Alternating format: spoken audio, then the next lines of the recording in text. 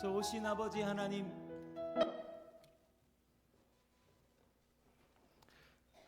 다 같이 묵상기도 드리시겠습니다. 오늘은 내일기 말씀을 가지고 준비해야 합니다라는 제목으로 함께 은혜의 말씀을 나누겠습니다. 하나님께서 이사야 선지자를 통해 이렇게 약속을 해 주시는데요. 이사야 41장 10절의 말씀입니다. 두려워하지 말라. 내가 너와 함께 함이라. 놀라지 말라. 나는 내 하나님이 됨이라. 내가 너를 굳세게 하리라. 참으로 너를 도와주리라. 참으로 나의 의로운 오른손으로 너를 붙들리라.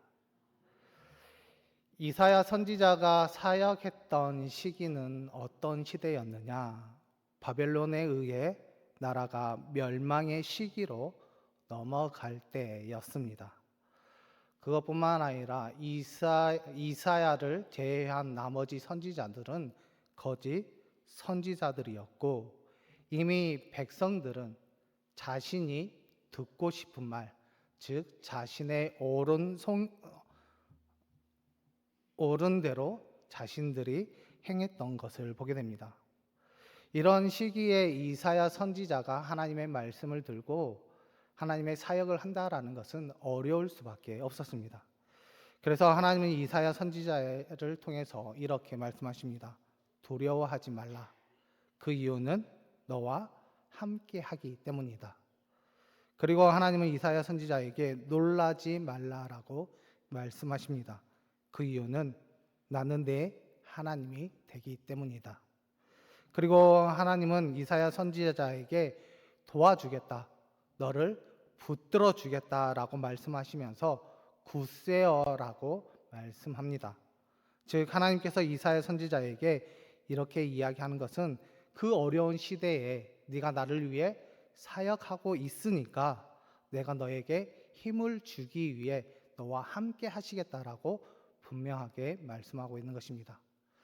그렇다면 동일하게 지금 어려운 시기를 살아가고 있는 저와 여러분들에게도 하나님께서 이사야 선지자에게 말씀하신 것과 같이 우리에게도 동일하게 말씀하고 있다는 것입니다. 분명히 하나님께서는 우리에게 이렇게 이야기하십니다. 함께 해 주시겠다. 도와주시겠다. 붙들어 주시겠다라고 틀림없이 말씀하고 있습니다. 그렇기 때문에 우리가 이 말씀을 믿고 당당하게 소망을 가지고 살아갈 수 있는 우리 금옥교회 성도 여러분들이 되기를 간절히 소망합니다. 신앙인들에게 있어 복음은 말 그대로 복된 소식을 이야기합니다. 이 복된 소식, 복음 때문에 멸망을 당할 수밖에 없었던 저와 여러분들이 행복한 인생이 되었고 새로운 삶을 살아가게 되었습니다. 그렇다면 복음의 주인공은 누구이냐? 우리가 잘 알고 싶듯이 바로 예수님이십니다. 그 복음의 주인공인 예수님에 대한 말씀이 성경 곳곳에서 잘 나타나고 있는데요.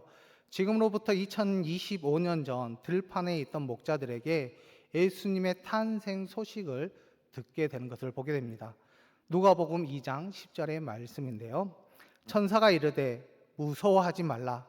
내가 온 백성에게 미칠 큰 기쁨의 좋은 소식을 너희에게 전하노라.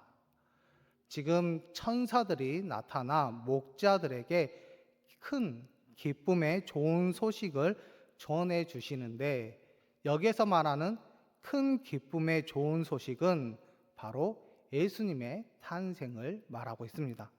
그런데 그 예수님의 탄생이 복음이다라는 것을 우리에게 가르쳐 주고 있습니다. 또한 이사야 선지자가 메시아에 대한 자신의 고백을 나타내고 있는데요.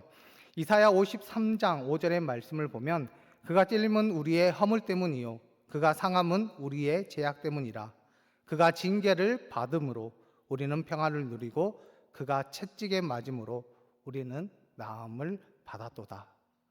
예수님의 찔림과 상함과 징계와 채찍의 고난이 우리의 죄를 해결해 주셨기에 이것이 바로 복음이다라는 것을 우리에게 말씀해 주고 있습니다. 그리고 로마서 4장 25절의 말씀을 보면 예수는 우리가 범죄한 것 때문에 내줌이 되고 또한 우리를 의롭다 하시기 위하여 살아나셨느니라 라고 말씀하고 있습니다. 즉 예수님의 죽음과 부활이 우리의 죄를 사해 주셨을 뿐만 아니라 의롭게 해 주셨기에 이것이 바로 복음이다라는 것을 말씀해 주고 있습니다. 그런데 이 복음이 처음부터 계획되어졌고 진행되어 와졌으며 완성시키신 분이 있다라는 것입니다. 그 말씀이 로마서 1장 2절의 말씀인데요. 우리 1장 2절의 말씀을 읽겠습니다. 시작.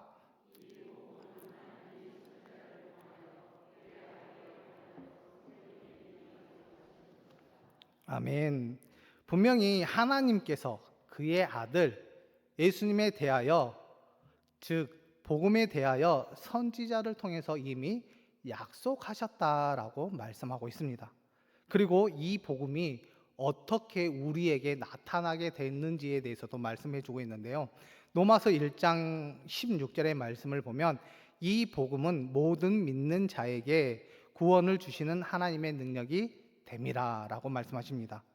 즉 복음은 하나님께서 저와 여러분들을 구원하시기 위해서 과거 구약 시대로부터 이미 약속해 주셨고 그 능력을 행하심으로 그 약속을 이미 실행하셨다라는 것을 우리에게 가르쳐 주고 있습니다.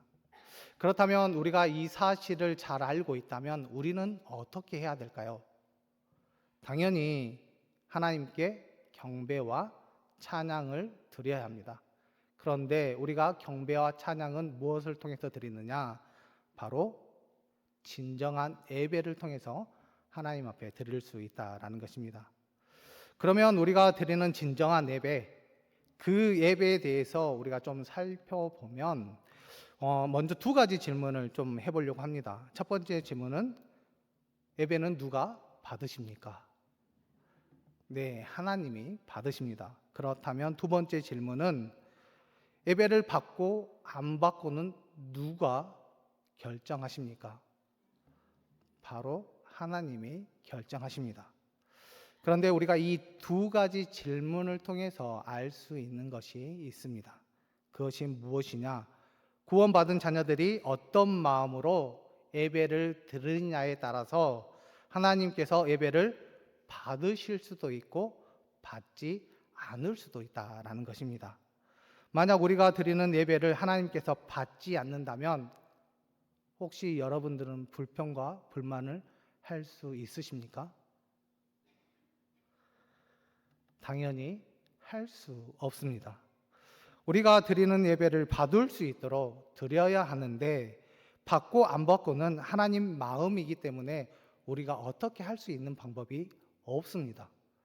하지만 성경은 이렇게 말씀하고 있습니다. 흠양하셨다, 연락하셨다, 기뻐하셨다라고 그런 말씀들이 있습니다. 이런 표현들은 하나님께서 제사, 즉 예배를 받으셨다라는 표현들입니다. 그러기에 하나님은 분명히 우리의 예배를 받으십니다. 구약의 예배 아벨의 제사로부터 요한계시록에 14만 4천 명의 찬양을 받으신 것과 같이 우리가 조금만 신경 쓰면서 예배를 드리게 된다면 하나님께서는 분명히 우리의 예배를 받아 주십니다. 그러기에 받을 만한 그 예배를 통해서 하나님 앞에 소통할 수 있도록 우리가 노력하는 것이 가장 중요하고, 그리고 그 예배를 통해서 하나님의 임재를 경험하는 것뿐만 아니라 하나님과의 깊은 교제, 하나님의 뜻을 알아갈 수 있도록 하는 것이 우리가 해야 할 일임을 가장 잘 가르쳐 주고 있습니다. 그리고 우리가 그런 삶을 또한 하나님 앞에 예배를 드리게 되었을 때 우리의 삶 가운데는 아름다운 인생, 복된 인생으로 살아갈 수 있도록 하나님께서 끝까지 해주십니다. 그러기 위해서 우리가 하나님이 받으실 만한 그 예배를 늘 드릴 수 있는 우리 믿음의 자녀들이 되기를 간절히 소망합니다. 그렇다면 제가 말씀드린 하나님께서 받으실 만한 예배, 그 예배를 드리기 위해서 우리가 준비해야 할 것들이 있을 것입니다. 특히 오늘 본문의 말씀을 보면 여호와께서 기쁘시게 받으시는 제물이라는 그 제목을 가지고 오늘 본문의 말씀이 잘 나타나고 있는데요. 특히 내기 제사를 보면 한 가지 두드러진 사실이 하나 발견할 수 있습니다. 그것이 무엇이냐? 하나님께서 제사의 방법에 대해서 지정해 주시고 가르쳐 주시고 계신다라는 것입니다. 즉 무엇을 지정해 주시고 가르쳐 주시느냐? 제사의 종류, 제사의 제물, 그리고 어떻게 드리는지 방법에 대해서 자세하게 가르쳐 주고 있습니다. 그렇다면 왜 하나님께서 우리에게 이렇게 가르쳐 주시느냐? 그 의미를 우리가 생각해 보면 우리가 이 말씀대로 지정해 주시는 대로 그대로 행하기만 하면 하나님께서 그 모든 제사를 받아주신다. 즉 우리의 예배를 받아주신다라는 것을 의미하고 있다라는 것입니다. 그렇다면 우리가 먼저 준비해야 될 것이 무엇이 있을까? 우리가 생각해 보면 제사의 성격에 대해서 먼저 우리가 결정을 해야 된다라는 것입니다. 왜냐하면 제사의 성격을 결정해야 제사의 제물을 결정할 수 있기 때문입니다. 그래서 19절의 말씀을 보면 이렇게 나와 있습니다. 기쁘게 받으심이 되도록 소나 양이나 염소의 흠없는 숫것으로 드릴지니. 본문에서 분명히 이렇게 말합니다. 소나 양이나 염소 중에 하나를 정해서 드려야 하는데 반드시 무엇을 드려야 한다? 숫것으로 드려야 한다라고 이야기하고 있습니다. 그렇다면 이런 제물을 드리기 위해서는 어떤 제사의 형태를 갖추어야 하느냐? 18절의 말씀을 보면 우리가 잘 알 수 있는데요. 거기에 보면 소원제나 자원제, 번제를 드릴 때 이런 제물을 드릴 수 있다라고 말하고 있습니다. 그리고 그 제물들을 잘 살펴서 흠이 없는 것으로 정해서 드려라라고 이야기하는데요. 그 이유는 20절의 말씀을 보면 잘 나와 있습니다. 흠이 있는 것은 무엇이나 너희가 드리지 말 것은 그것이 기쁘게 받으심이 되지 못할 것임이니라 라고 말씀하고 있습니다.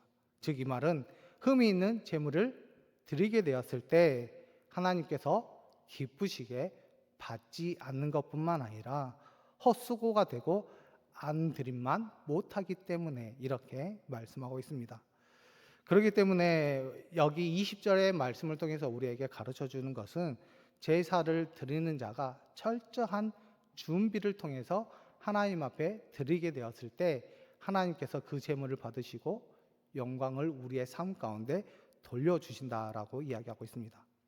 그렇다면 이렇게 하나님께서 왜 제물에 엄청나게 신경을 쓰게 우리에게 말씀하고 또한 그것들을 요구하고 있을까?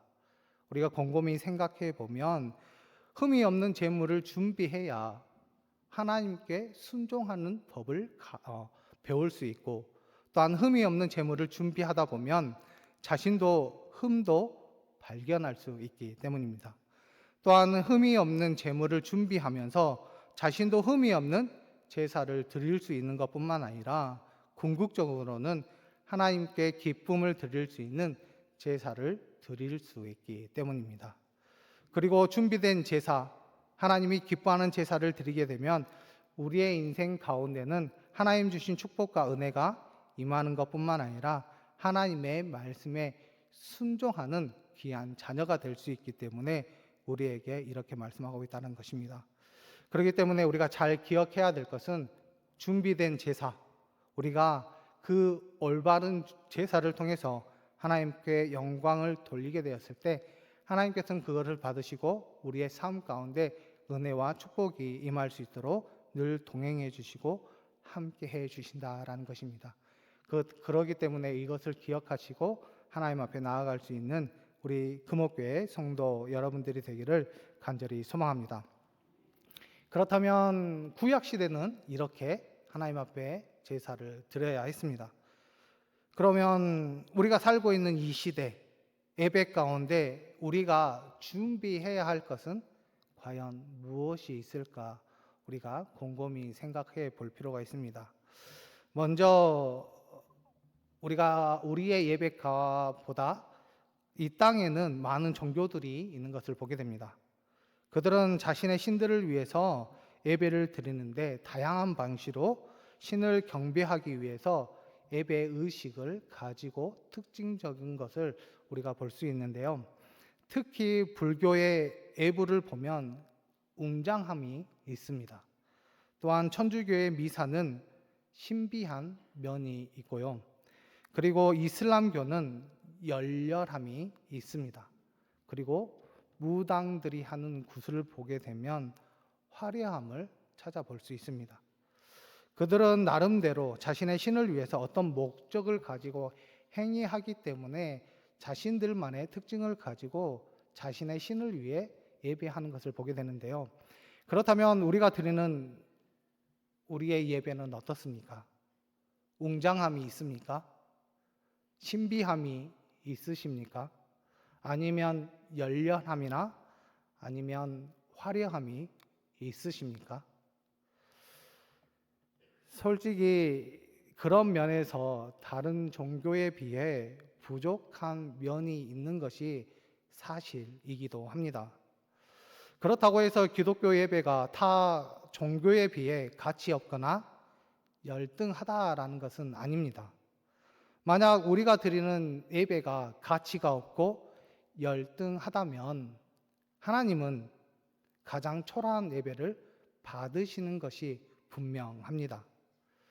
하지만 우리가 드리는 예배, 우리가 드리는 하나님, 우리가 섬기는 하나님은 살아 역사하시는 유일하신 하나님이십니다.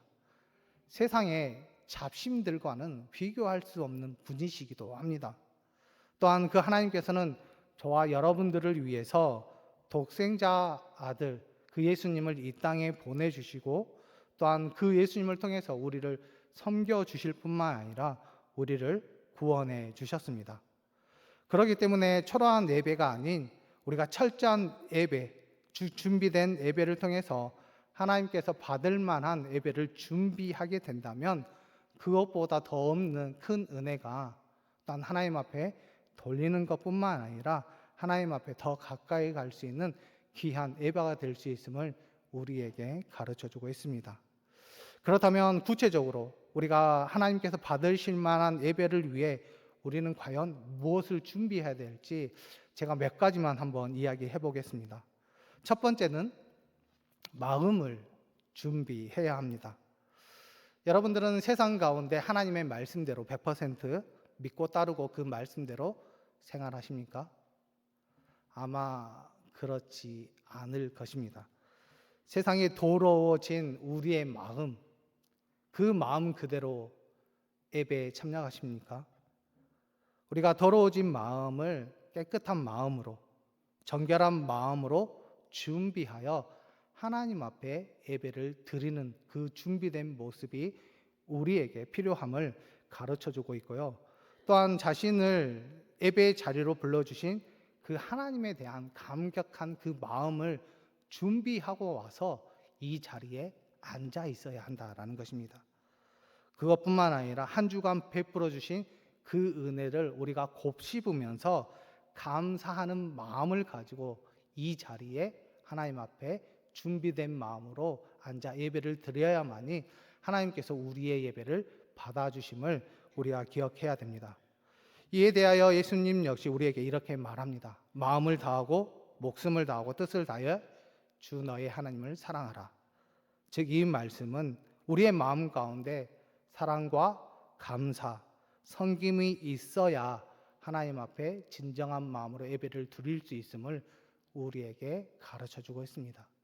그렇기 때문에 준비된 마음을 가지고 하나님 앞에 나올 수 있는 우리 믿음의 자녀들이 되기를 간절히 소망합니다.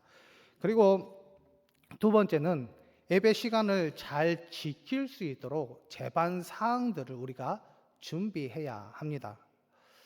먼저 좋은 몸 상태로 일어날 수 있도록 우리가 수면 시간을 확보하는 것이 가장 중요한 것 같습니다.